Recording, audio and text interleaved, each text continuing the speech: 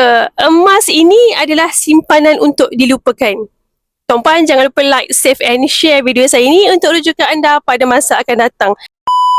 Emas ni lagi dipandang, lagi bertambah simpanan. Berbeza dengan duit, lagi disemak bakinya, lagi cepat duit tu habis dibelanjakan.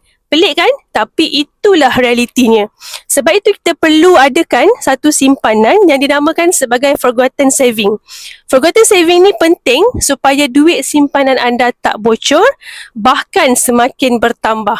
Cara berkesan untuk mengawal masalah kebocoran simpanan ialah menyimpan dalam bentuk emas. Bila simpan dalam bentuk emas ni, secara automatik anda akan hilang rasa berduit. Berduit itu penting, tapi rasa berduit itu paling bahaya.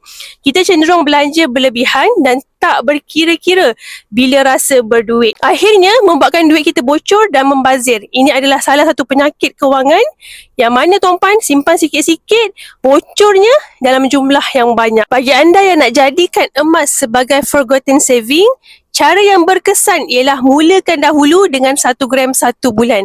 Anda perlu disiplin dan yang ini jadikan sebagai satu habit.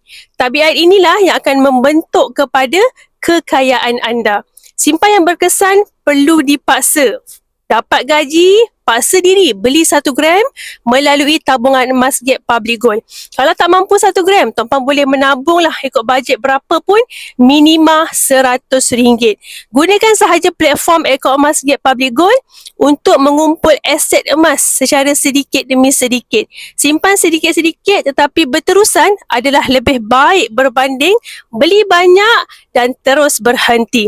Jika anda berminat nak dapat bimbingan emas dan menjadi penyimpan emas yang berilmu, tuan-puan boleh isi button sign up di bawah ataupun terus ke profil saya, klik button sign up untuk mulakan simpanan emas yang mudah, murah dan patuh syariah di Public Gold. Simpan emas masa anda tak perlukan emas. Jom sama-sama kita kaya dengan simpanan emas. Follow untuk lebih banyak tips emas dan kewangan.